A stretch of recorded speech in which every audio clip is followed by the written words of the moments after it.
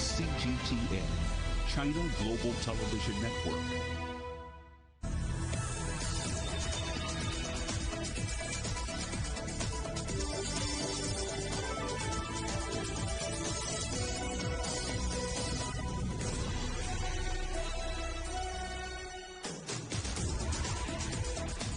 Hello there, welcome to Global Business Europe, live from CGTN in London. I'm Paul Barber. And I'm Juliette Mann. Our top stories. Could it be no vaccine, no vacation? The world's airline industry body says it will launch a COVID-19 travel pass at the end of March. A shortfall gets worse. AstraZeneca reportedly warns the EU it may only be able to deliver half the vaccine doses promised. A step in the right direction. More women are taking a seat at Britain's boardroom tables, but there's still a long way to go. And meet the COVID-safe workforce. Social distancing not required.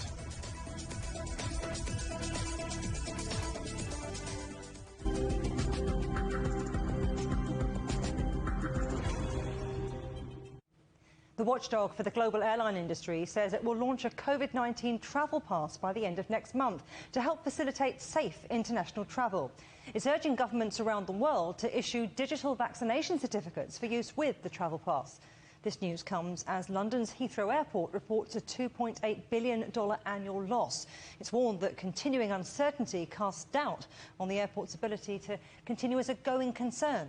CGTN's Naweed Jabakal is at Heathrow Airport. Now, Naweed, we've been hearing a lot about travel passports recently. Now, IATA, the industry body for airlines, says it will launch one at the end of March. What's been the reaction?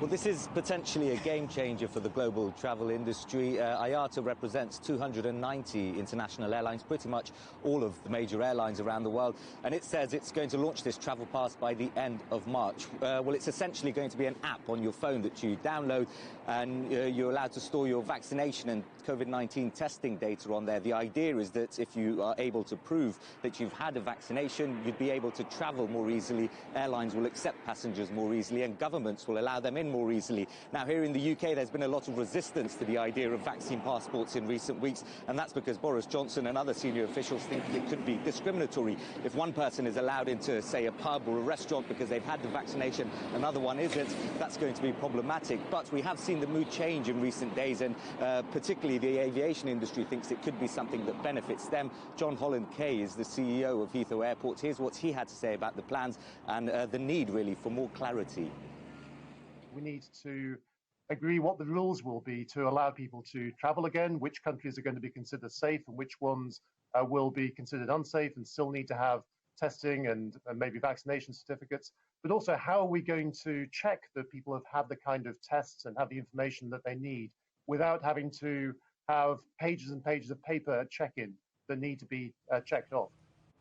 Naweed, you're at the airport. Heathrow have warned that, well, they've released their results, full-year earnings with warnings of continuing uncertainties ahead. Tell us more about that. Yeah, definitely an annual loss of $2.8 billion last year, Heathrow recording. Passenger numbers were down as well by over 70% to about 22 million last year. That's down from a record figure of 91 million almost in 2019. And I think that's what's making this a harder pill to swallow for the likes of John Holland-Kaye, the fact that they were doing so well before the pandemic. In terms of where they're looking for help, they say the government needs to do more. It's calling for the government to offer more clarity and bring in these sorts of measures, the testing and the COVID vaccine passports sooner, to try and encourage more people to have confidence to come back to places like Heathrow. Aside from that, well, the government's response has been that they have offered some financial support, although that's been largely for the likes of more smaller regional airlines. Where does it go from here for Heathrow? It does expect things to pick up, and after we heard from Boris Johnson and the UK government setting out its roadmap earlier this week, it's expecting a rush in bookings. We've already seen Britons all across the country start booking their summer holidays, and that's probably going to be good news for the likes of Heathrow. It's expecting 25 million passengers in the second half of this year, but that's still a fraction of what it was doing before the pandemic, and it'll have a long way to go. John Holland-Kaye himself, the CEO, thinks it'll be years before they get back to where they were, which was one of the world's top travel hubs. Juliette. Naweed Jabakal at Heathrow Airport. Thank you. Earlier, I spoke with Gloria Guevara, who's president and CEO of the World Travel and Tourism Council. She said the travel industry has suffered some severe blows, but is hoping for a resurgence.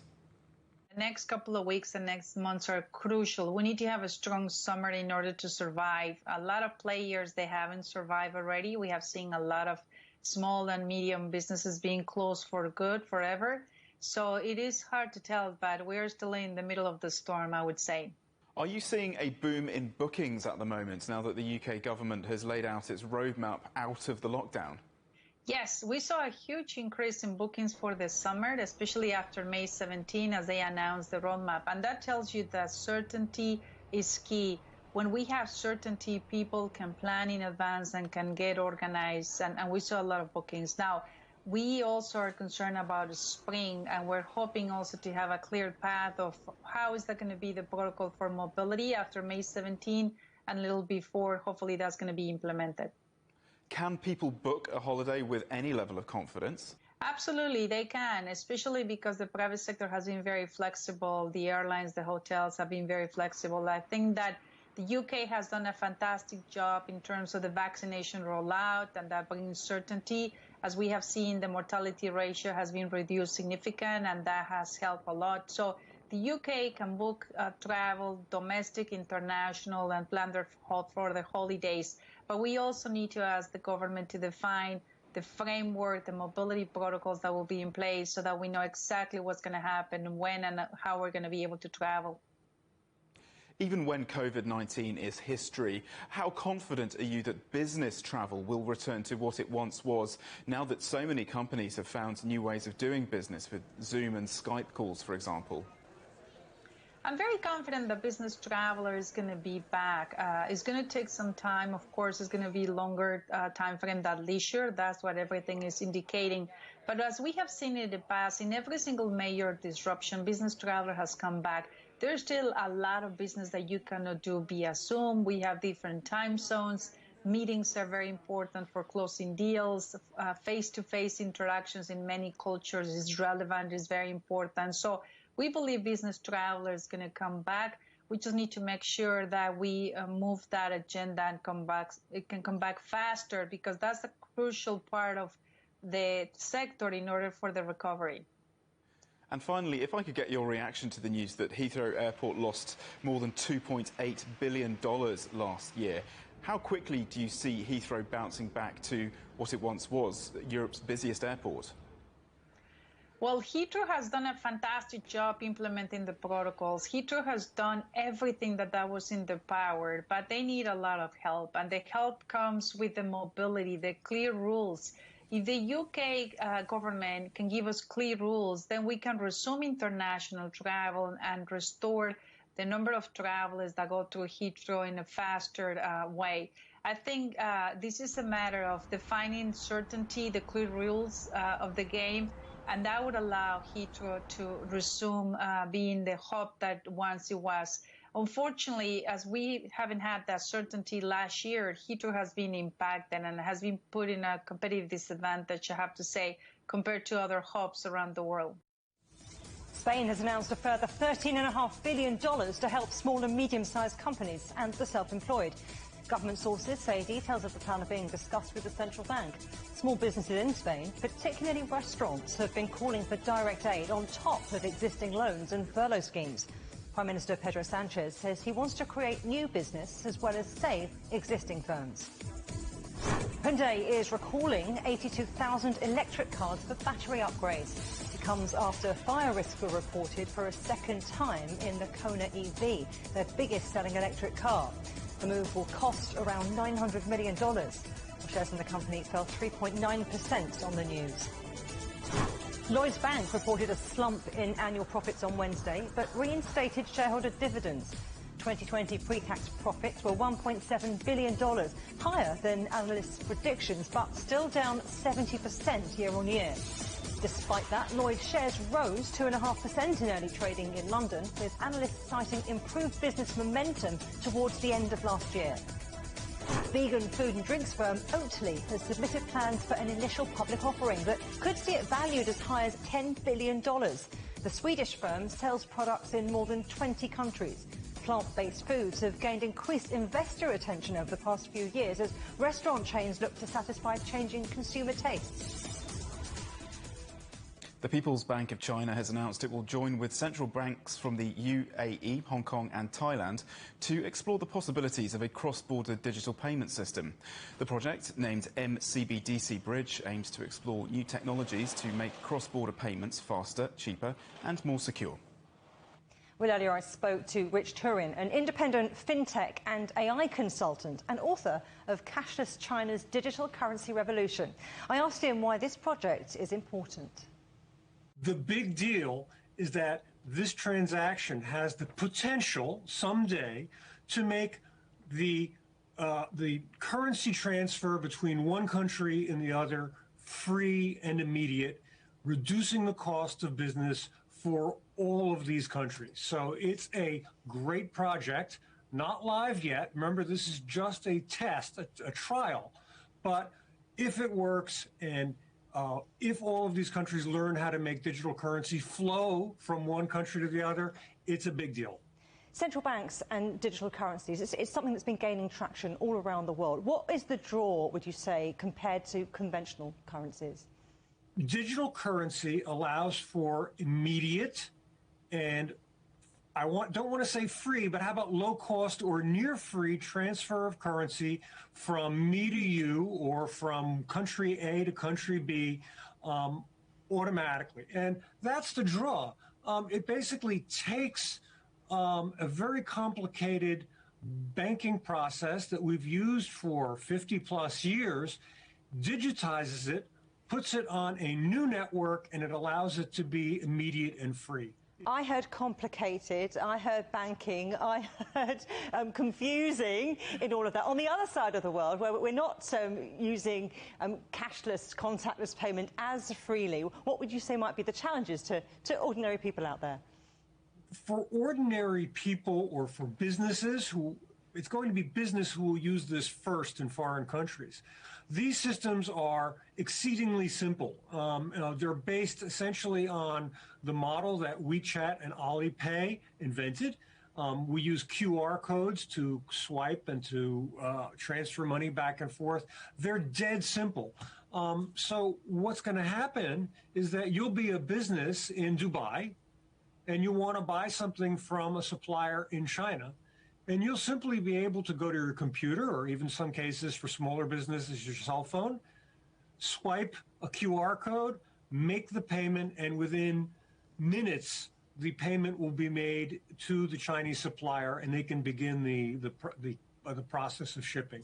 So it's going to simplify doing business between all of these countries. So how far ahead is China in this space, and what will that mean ultimately for the RMB? China is really somewhere between 5 and 10 years ahead of the rest of the world in this. And it's important for people to understand that to build a central bank digital currency is much more complicated than, say, building a cryptocurrency like Bitcoin. So the lead is important for China because they are the first major economy to be testing and so far along in the development of a digital currency. And what this really means is that China will be able to start using the digital RMB for global trade.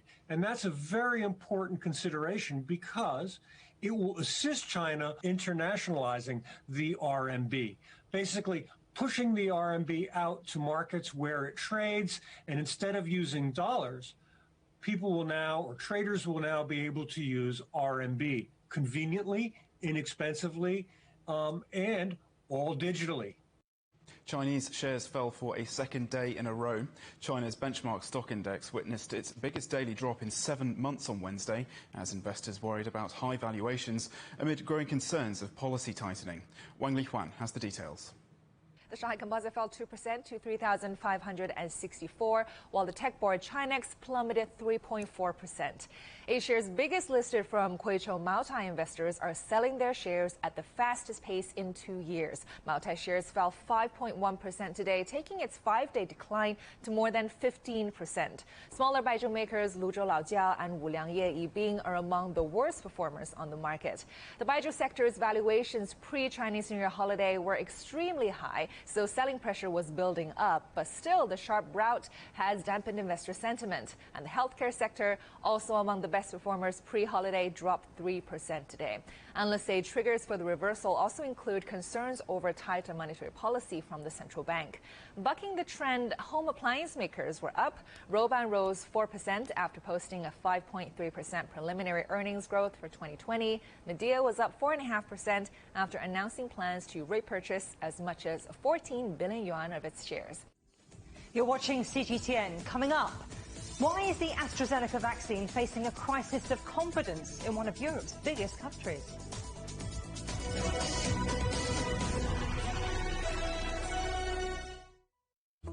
Search CGTN Europe wherever you get your podcasts to subscribe to The Agenda podcast. The Agenda with me, Stephen Cole, always gets to the heart of the story. Just subscribe today and listen now. Covering the world from 4 continents. A new horizon. Teams in Beijing, Washington, D.C., Nairobi, and London. Who connect, interact, and inquire to bring you the stories that matter to all. The Link, only on CGTN. Don't forget you can sign up to our daily newsletter. We bring you all the top business headlines straight to your inbox. So sign up for free at this address. CGTN. See the difference.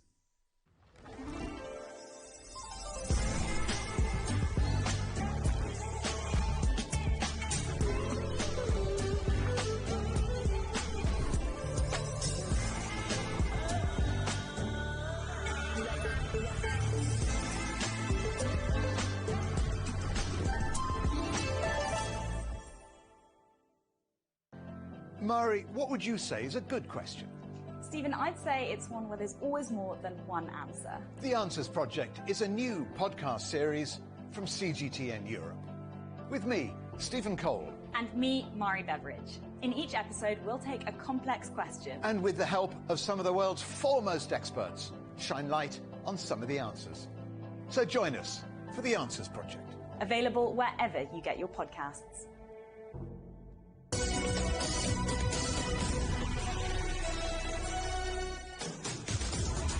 Hello, welcome back to Global Business. A reminder that CGTN is available to watch for free on all major digital platforms, on smart TV or online on Roku, Apple TV, Amazon Fire and Android TV. You can also find us on youtube.com and dailymotion.com, as well as cgtn.com and on the CGTN app. The European Union is reportedly facing another shortfall of coronavirus vaccines from AstraZeneca. Reuters agency says an EU official has claimed the drug maker will deliver less than half of the 180 million doses it promised in the second quarter. Well, Tony Waterman is following the story from Brussels. Hello there, Tony. More negative headlines around the EU's vaccination programme. What's the latest? Well, Juliet, we've heard from AstraZeneca, a spokesperson for the vaccine maker, telling CGTN that it aims to deliver in line with its contract, but did not give specific figures. As you mentioned, that contract calls for 180 million doses to be delivered in the second quarter of this year. The spokesperson also saying that roughly half of those doses will come from the EU supply chain. The remainder will come from its international network. It's unclear if that includes the UK or if these doses are going to be coming from further abroad. But certainly AstraZeneca has been working to try to increase its capacity in Europe. Now, I also spoke with a Commission spokesperson who wouldn't say one way or the other whether the second quarter deliveries were on track. But what he did say is that the most important thing right now for the Commission, which has spearheaded this procurement process, but also for the member states, is that there's the quick delivery of a sufficient number of doses. And I can tell you the story of one member state that is not receiving a sufficient number of doses, and that is this member state, Belgium. The Flemish health minister says that AstraZeneca has once again told them that it will be slashing its deliveries down to 88,000 in the next 2 weeks as opposed to 114,000, which means that for the entire month, AstraZeneca will be delivering fewer than half of the doses that it was meant to deliver. And this is having some very real consequences on the ground here, because that means that over 65s now have to wait until the end of March to be eligible to get their first dose, which is a delay of a week. You talk about real consequences, so let's talk about EU Commission President Ursula von der Leyen. She's admitted failings in the EU rollout, but just how much pressure is she under? Well, she's really in a bind. As you mentioned, she was roundly criticized during the first round of delays that were announced from AstraZeneca. They were going to be delivering fewer than 60% of the doses that they were that they had promised. It was down to about a quarter that they had promised, and this led to a very public and nasty spat between the two. Ever since then, Ursula von der Leyen has really been trying to steer the conversation in a more positive manner and show that she and the Commission are also in control here. They have launched an incubator which is throwing $180 million into research on mutant variants. This is, of course, seen as the next frontier when it comes to the coronavirus pandemic. Also, an additional $90 million going towards specialized testing, perhaps the development of a new PCR test which would be sensitive to these mutant variants, and also for genome sequencing. This is something that is not widely done across Europe, so it makes it very difficult for officials to actually know how widespread these variants are, where they are, if new ones are coming up. Crucially, though, the Commission says it's going to work with the European Medicines Agency to fast-track the approval of these adapted vaccines for these mutant variants. But if the underlying problem here is something in the supply chain or with pharmaceutical companies overpromising on their deliveries to global clients, then that is a separate issue. But what it could mean is that these lockdowns that everybody is hoping are going to be lifted in the near future may have to remain in place a bit longer. The EU leaders are going to be having a summit tomorrow, and according to a leaked version of the conclusions on the COVID-19 crisis, they're going to recommend that the restrictions stay in place longer. They say that there's just not enough evidence right now on how well these vaccines are working, whether or not, not how well they're working, but whether or not people who are in fact vaccinated are still able to transmit that virus to another individual. So it could be a while yet. The economic damage could continue on as we head into what is a very lucrative summer season. Tony Waterman, thanks for the update. Germany's recommendation to avoid giving the AstraZeneca vaccine to older people has rocked public confidence there. More than 3,000 daily appointments for that jab are reportedly being missed at one centre in Berlin. Trent Murray reports. Like much of Europe, Germany is hoping vaccines could be the silver bullet that helps end lockdown and allow the country to emerge from its long winter hibernation. But the inoculation drive has got off to a slow start. Germany started giving jabs in December, but so far has only reached 4% of the eligible population, well below other countries like the UK, the US and Israel. And now there's a new problem. The AstraZeneca vaccine is facing a crisis of confidence, with seeds of doubt sown into large swathes of the community over the jab's effectiveness. The British-made vaccine has faced negative headlines in Germany, from delivery delays to scientific debate about the effectiveness in people aged over 65. For many seniors, that debate has done lasting damage. This is a real problem, and I have the impression that our politicians now, with a lot of energy, rowing back and saying, my God, take it, it's there. But the people are saying, no, you told us so long that it's worse than BioNTech, that it will last some time until it will be accepted.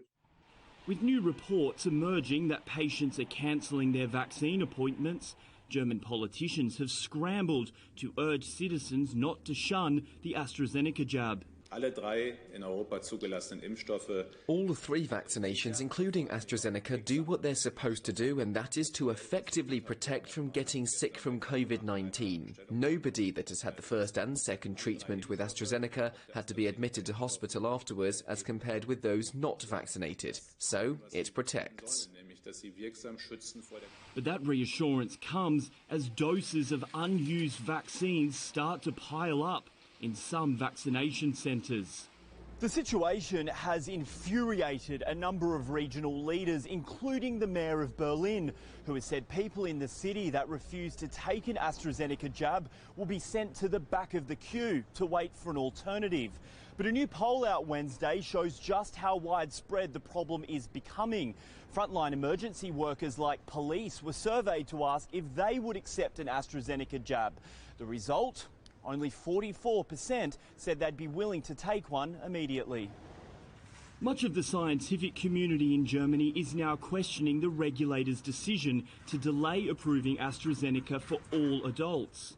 There's increased concern that decision has led to people simply making up their minds to wait out for their jab. A decision that could prove deadly for a country that's been dealt a heavy blow by COVID-19. Trent Murray, CGTN, Frankfurt. Ghana has become the first country to receive vaccines from the World Health Organization's campaign to share doses from wealthier countries. 600,000 AstraZeneca doses landed in Accra after being made by the company's Indian partner. Ghana plans to use the doses to start its vaccination rollout next week. Vietnam has also received its first batch of the AstraZeneca vaccine. More than 100,000 doses arrived in Ho Chi Minh City after being made in South Korea. Vietnam expects to receive 90 million shots this year, split evenly between AstraZeneca, Pfizer and the WHO's COVAX programme. Hungary has become the first EU nation to start using a Chinese COVID-19 vaccine. The country has ordered 5 million doses of the Sinopharm jab, enough to immunise a quarter of its population. Well, our correspondent Julia Chapman is outside a vaccine centre in Budapest and joins us now live. So, Julia, tell us more about the rollout.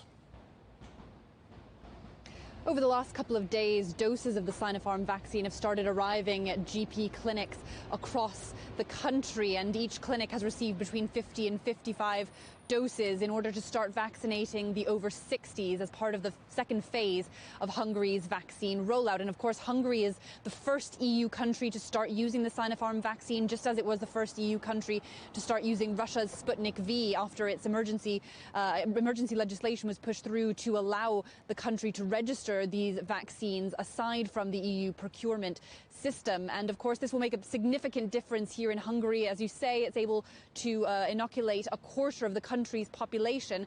And speaking earlier today, Prime Minister Viktor Orban hailed this as an important moment. It is an important day today because we are starting to use the Chinese vaccine. Maybe sometime next week, the ones who are leading the defence will also be vaccinated.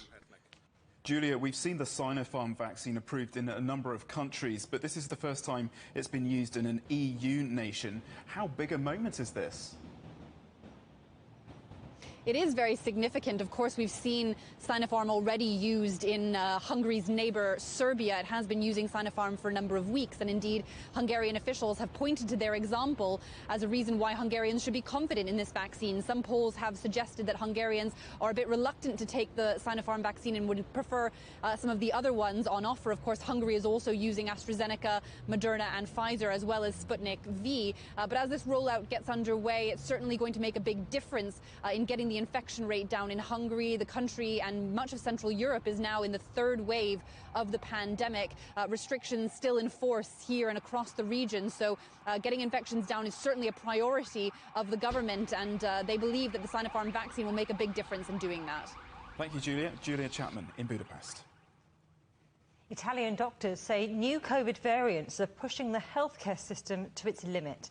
New restrictions have been declared across the country as the strain first discovered in the UK continues to spread, particularly among young people. Hermione Kitson reports from Pescara.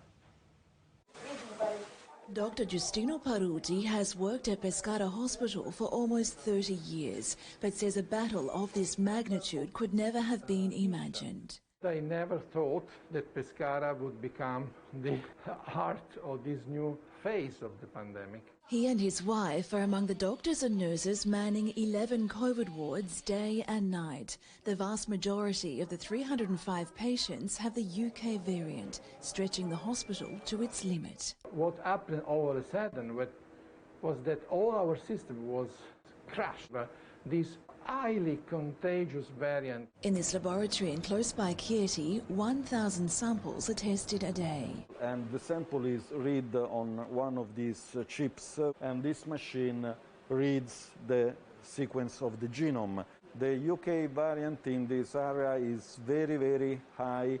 We have about 65%, and as compared to 20% of the entire Italy. A big concern is the circulation of the variants among young people. Now 20% of those positive are under the age of 20.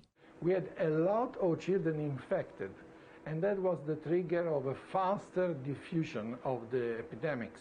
The age of patients in critical care has also fallen, with many between 45 and 65 years. The first cases of the UK variant were discovered in Pescara at the end of December. 2 weeks later, flights to and from London were suspended, but experts say air travel is not necessarily the reason for the region's outbreak. But the connection with UK are present in all Italian regions, so it is very, very difficult to understand why Abruzzo and why Pescara. But at this emergency stage, the focus is not the source, but stopping the spread. And those on the front line are pleading for caution. Because the virus is very aggressive, we have to be very patient and be very careful. Red zone restrictions will be extended into March. Hermione Kitson, CGTN, Pescara. This is CGTN, still to come. A domestic duty or the original working from home? Why the financial value of housework is being debated in China.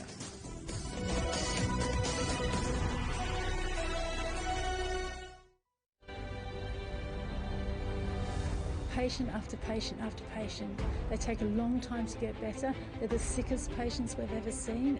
It's a race against time, because we can all see the threat that our NHS faces, the pressure it's under. We're dealing with something we knew very little about. Europe's first 2 epicentres in February have received their first dose of the Pfizer-BioNTech vaccine. Another day, another grim milestone for the UK in its fight against COVID-19. 100,000 people have now lost their lives after contracting the virus.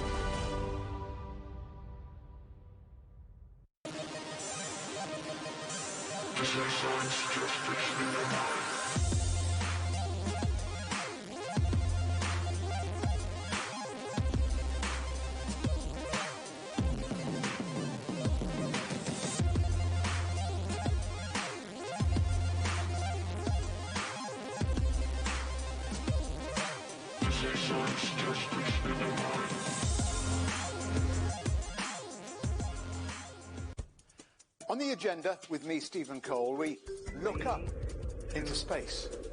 We look down into data. We look at debt. We look at politics. We look at opioids, climate change. We look at all the issues that really matter around the world. But you matter too. We want to tell the stories you want to see and hear about. Make it your agenda.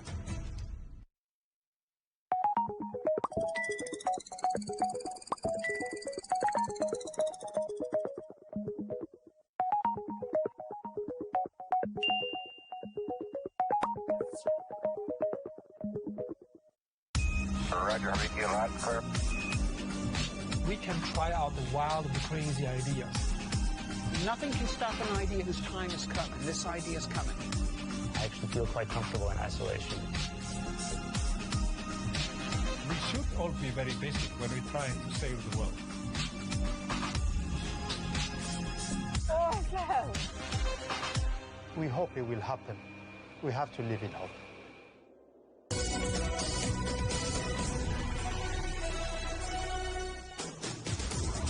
Welcome back to Global Business Europe with Paul Barber and me, Juliet Mann. The headlines again. Could it be no vaccine, no vacation? The world's airline industry body says it will launch a COVID-19 travel pass at the end of March. And a shortfall gets worse. AstraZeneca reportedly warns the EU it may only be able to deliver half the vaccine doses promised. Right now, representatives from the EU and Britain are meeting to try to thrash out a solution to trade problems along the Irish Sea border. This after the Brexit deal caused chaos at Northern Irish ports. Andrew Wilson is live in Oxford. Andrew, Northern Ireland once again the central focus of Brexit. Can a solution be found? Well, do you know what? That's a pretty difficult question to answer, Paul. But Northern Ireland and the issue of its geographical position has been something that's dogged the Brexit talks long before any kind of deal was reached. And even in its original proposition back in 2016, people were saying, well, how will Northern Ireland's status be affected? What you have is Northern Ireland is part of the UK, but it's attached by a land border to an EU country, Ireland. Now, as it stands, the protocol puts Northern Ireland as part of the single market, therefore trading freely into Ireland below it, but that means a border literally across the Irish Sea, which is something the government promised would not happen, and of course now has. They're desperately trying to fix this, but Europe has taken the position at this point, look, this is what we agreed. We fought long and hard about this all through 2020 and much of 2019. We agreed that this was the status that Northern Ireland would have, so this is the status it will keep. The most that the UK can get at the moment out of Brussels, unless something changes, is a delay to the implementation of some of the import-export regulations which haven't been implemented yet, which is pretty bad news considering there's already chaos in Northern Ireland because of the implementation of the rules so far. Prime Minister Boris Johnson promised trade would run smoothly after Brexit. How big a political setback is this for him? At this stage, not so bad. He's still got some time.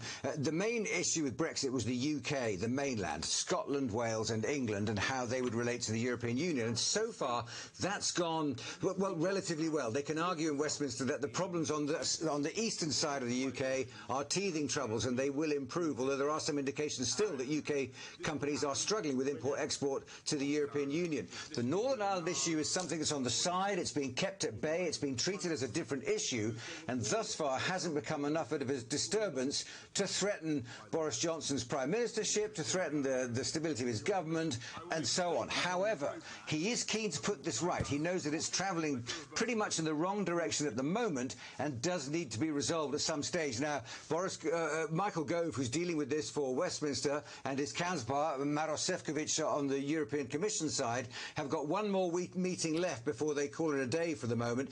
And Sefcovic has made it quite clear that from the Brussels point of view, there will be little or no change to their position. So if it isn't a problem for Boris Johnson now, nothing's being done to fix it, so it will fester and gradually might become more of an issue down the line. Andrew Wilson in Oxford, many thanks. The number of women sitting on boards of top UK companies has risen 50% in 5 years. It means women now make up a third of the top jobs. That's according to a government-backed review which says there's still work to be done. Well, let's speak to Pavita Cooper, who's the founder of More Difference, which advises businesses on diversity and culture. She's also on the steering committee for the 30% Club, which campaigns for female representation on boards. Thanks ever so much for joining us, Pavita. So 50% rise in 5 years, but that's coming off a very low base, isn't it? Oh, yes. I mean, back in 2010, when we first started on this journey, we were at sort of 12%. And as you can see, we've moved 50% just in 5 years. So it's been slow progress. UK-listed companies, they're being encouraged to address this imbalance in the boardroom, if you like. Other countries like France do it a bit differently. What do you feel about quotas? We've always been very against quotas at the 30% Club because we've always felt this has got to be an issue where men and women work together and come to it, and it can't be about tokenism. I mean, we've wanted women to get there on merit. And we've got there without quotas, so we think it's definitely the right way. Now, obviously, there's a moral imperative here, but there's a strong business case for diversity, not just gender diversity either, isn't there? Well, broader diversity. So at the moment, as you know, in the UK, particularly under the Parker Review, there is a target to increase representation of ethnic minorities on boards and looking more broadly at the issues like social mobility and all areas of diversity. But I think, what's really important is that it's been well researched and well documented, the benefits that boards see when they have more diversity. So I think that old argument of, well, why do we need it, has gone. This is not about doing good just for the sake of society or for business. It's because organisations see better bottom line results when they have greater diversity. And, customers, future employees want to only be engaged with organisations that are reflective of the communities they serve. Might you want to change the name of the organisation? Because as you've hit 30% now, well, it's a third, it's a little bit more than that. Might it be time for the 50%? Or, do you know what, how about the 75% Club? Well, it was always a sort of a notional target. I mean, the reason we chose at the beginning, because we knew that you needed a tipping point of around a third for any change to happen in any systems change environment. So we've already broadened our targets to include ethnicity. And of course, we're heading towards 50%. So the club name will stay the same, but our goals and our campaigning and our ambitions will widen. So it's interesting. You support, you say it's working organically, not having quotas in the UK. What concrete steps, though, would you like to see businesses taking to reshape their leadership even further?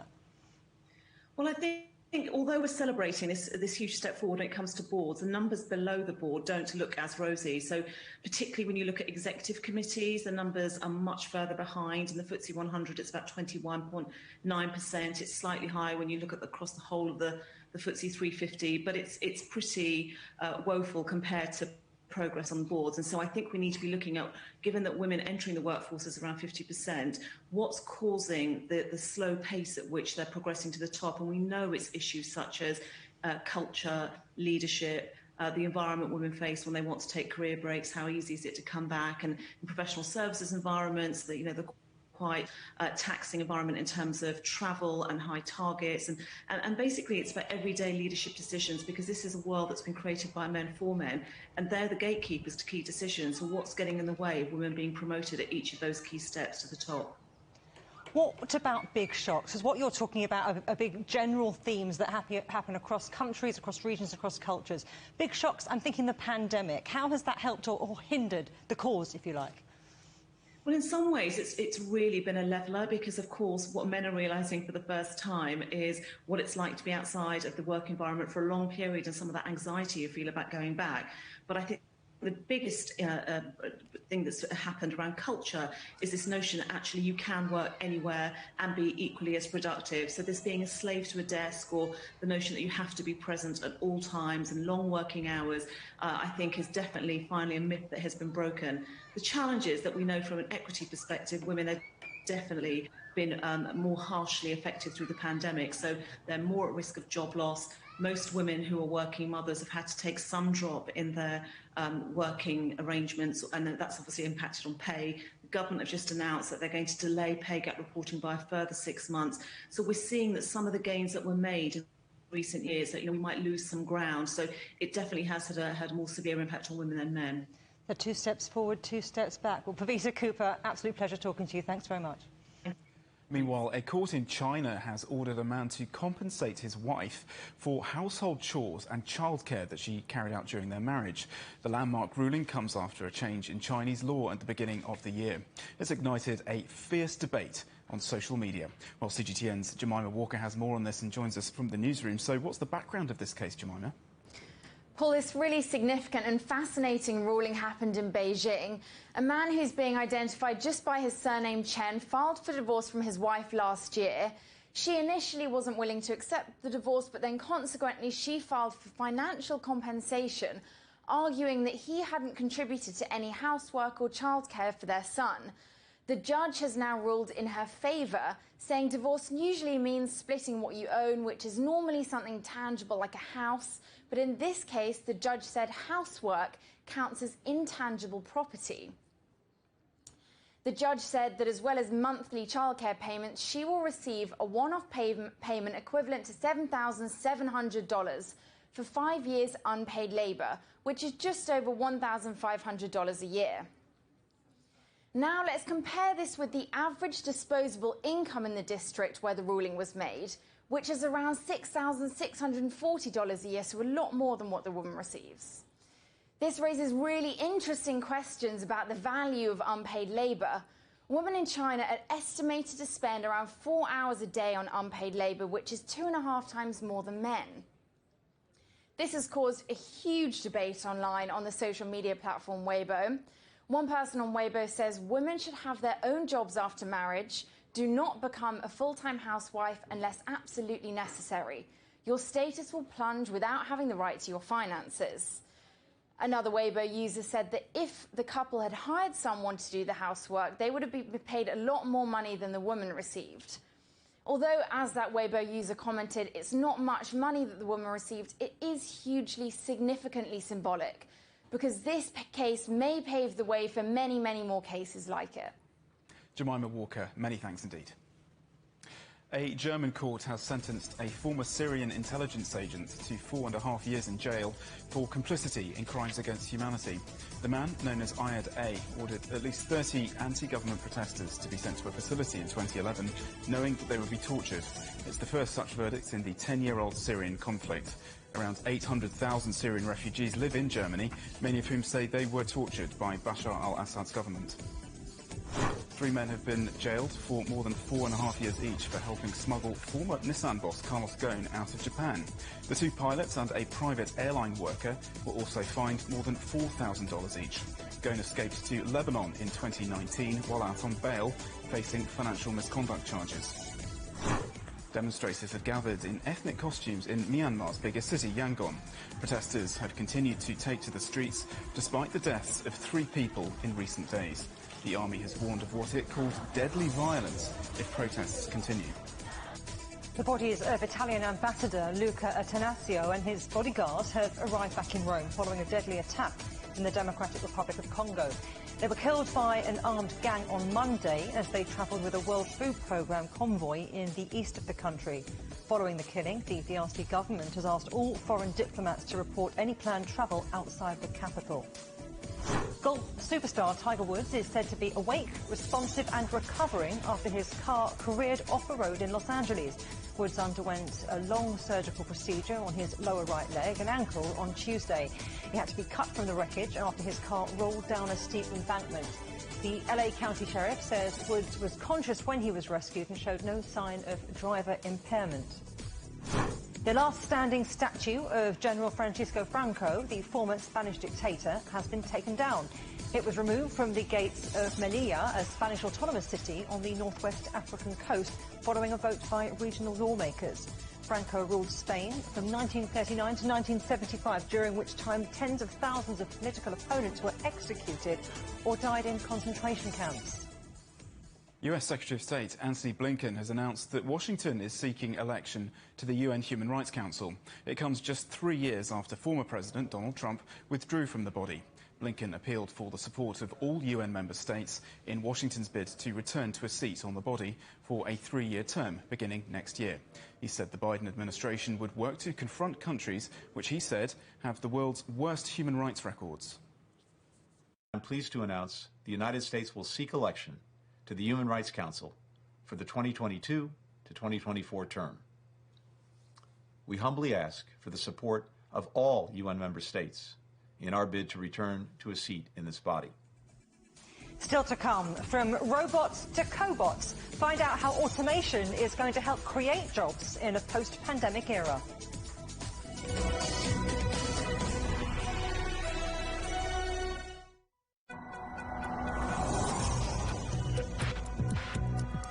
Each day, there are millions of stories. Each one can open new perspectives, new possibilities. Wherever you look, we are there to see, discover, explore. We put the pieces together to find what really matters to you, all around the world, all around the clock. Our reporters are at home across the globe. From our headquarters in Beijing and production centers in Washington, Nairobi, and London, China Global Television Network. Stories from across the globe, reaching people across the globe. CGTN. See the difference.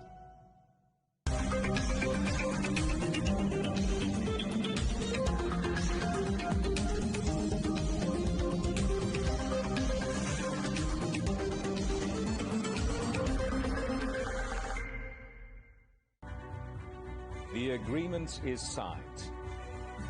But what is the real deal now the UK has left the EU? For trade, for business, for the city, for ordinary people. Make sense of Brexit with CGTN.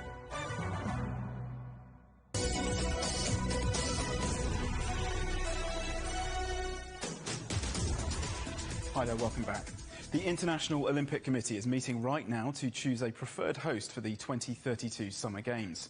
The IOC is expected to make its announcement despite ongoing arguments over whether the Tokyo Games should go ahead in a few months' time. There are no candidate cities actively campaigning for the role, but several countries and regions have expressed an interest, including China, Australia's Queensland and the Ruhr Valley in Germany. China's first esports graduates will hit the job market this summer. CGTN's Dai Ke-yi takes a look at how they're received by employers. Is a billion-dollar industry, and it keeps growing bigger. The fans lining up for the events are no less than those waiting outside Staples Center or Madison Square Garden. Esports is now front and center for youth in China and around the world. But it's more than just fun and games, with China's esports lovers turning their passion into job opportunities. 各位观众朋友，大家好，欢迎来到网易电竞 Next。我小时候甚至渴望去当一个职业的电竞。 I love esports so much that I dreamt of being a professional player growing up. After I became the head of my college's esports club in my third year, I tried out commentating on gaming competitions. I was able to land my dream job as an esports caster when NetEase came and recruited on campus. When opportunities do present themselves, these fans' expertise comes in handy. Fresh graduates with the right skill sets are well liked by the esports employers because games are ever evolving and esports event holders are hoping to hire more young people to grow together with the industry. Worried about a talent shortage, some of China's top echelon universities started esports-related majors several years ago.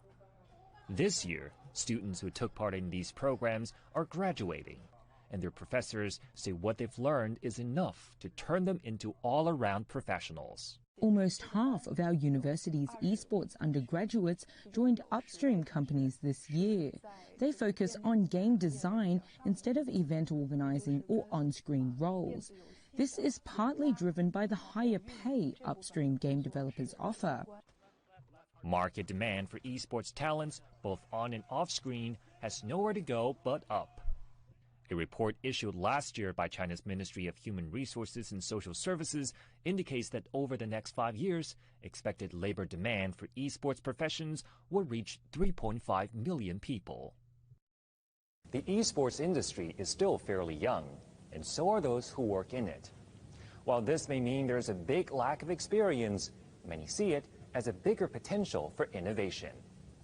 Industry insiders say this rising generation who learned everything they could about esports during college and want to make careers from it could step up to the plate in the next 5 to 10 years when they'll really be able to shift the landscape. CGTN, Beijing.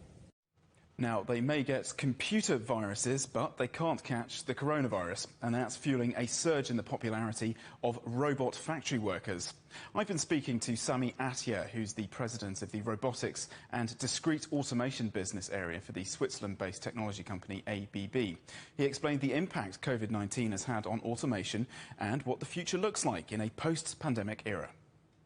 First of all, it had a dampening effect on the demand in general at the beginning of the year, but there were amongst the dampening demand that happened in automotive, but also other industries that actually really skyrocketed, like e-commerce, pharmaceuticals, and many other industries that needed more automation, and these are continuing to grow even after the pandemic.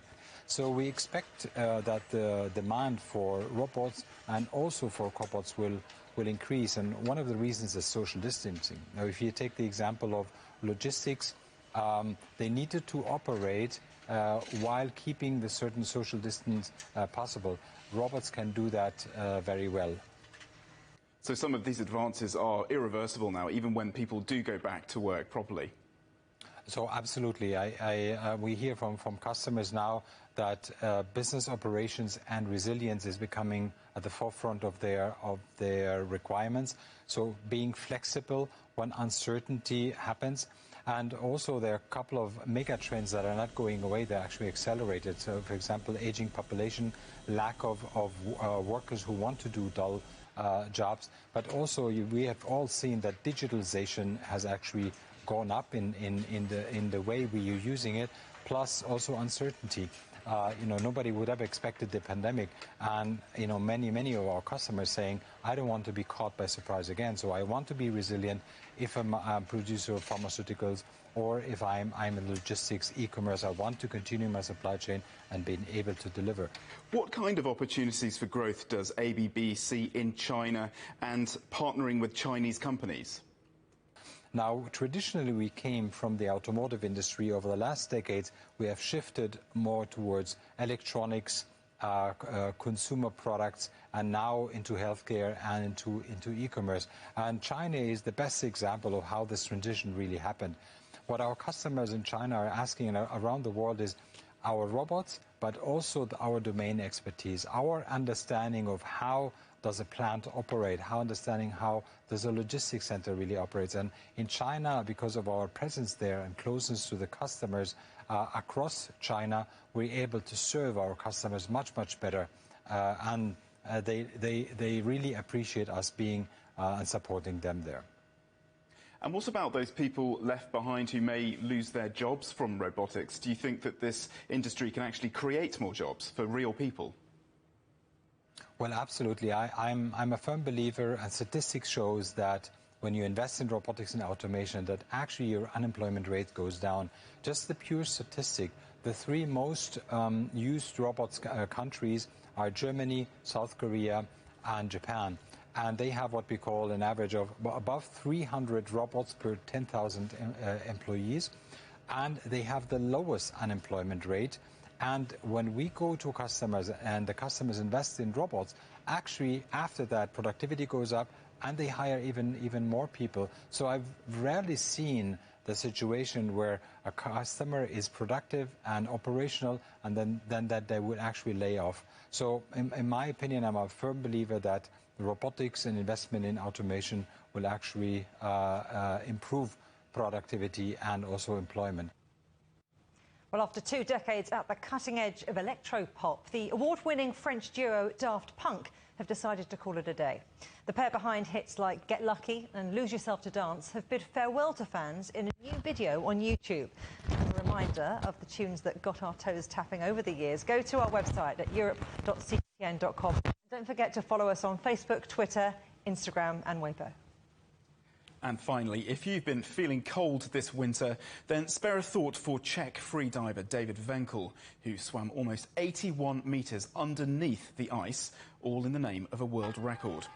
Venkel braved temperatures of just 3 degrees at a quarry 100 kilometres northwest of Prague. He swam for a minute and a half between 2 holes in the ice. He broke the previous world record of 76.2 metres set in 2017. Venkel will have to wait for official confirmation of the record, but neither that nor the cold dampened his celebrations, with the swimmer declaring that he felt great immediately after emerging from the ice. A bit like your physique, Paul. The headlines again.